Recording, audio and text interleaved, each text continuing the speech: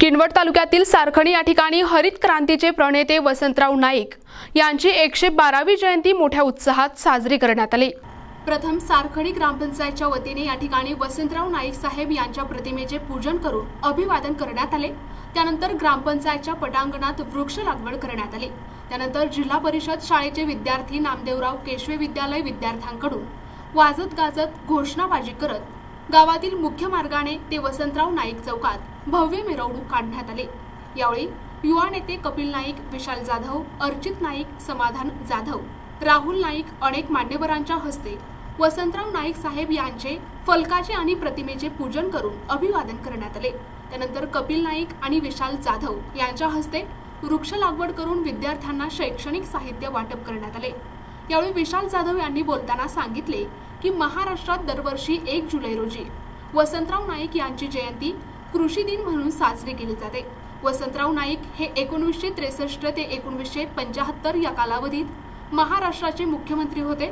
त्यांनी महाराष्ट्राच्या शेती क्षेत्रात क्रांतिकारी बदल घडवले। त्यांनी शेतीला आधुनिक तंत्रज्ञानाची जोड देऊन आणि कृषी विद्यापीठाची स्थापना करून राज्याला शेतीत अग्रेसर बनवले।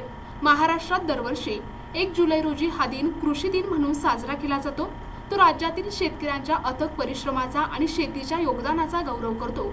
हा दिवस महाराष्ट्राच्या हरित क्रांतीचे जनक महानायक माजी मुख्यमंत्री वसंतराव नाईक यांच्या जयंतीनिमित्त साजरा केला जातो। वसंतराव नाईक यांचा जन्म दिनांक 1 जुलै 1913 रोजी यवतमाळ पुसद जवळील गहुली या छोट्याशा खेड्यातील तांडामध्ये एका सधन शेतकरी कुटुंबात जन्म झाला। 1972 मध्ये महाराष्ट्रातील भीषण दुष्काळादरम्यान त्यांनी शेतकऱ्यांसाठी मदतीच्या दूरगामी योजना राबवल्या। शेती आणि शेतकऱ्यांशी त्यांची नाळ कायम जुळलेली होती आणि कठीण काळात देखील क्रांतिकारी कार्य नायकांनी केले।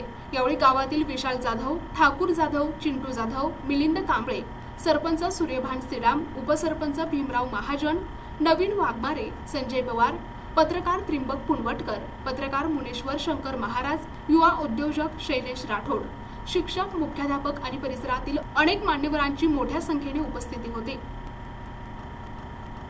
प्रतिनिधी सचिन जाधव, NTV न्यूज मराठी, नांदेड।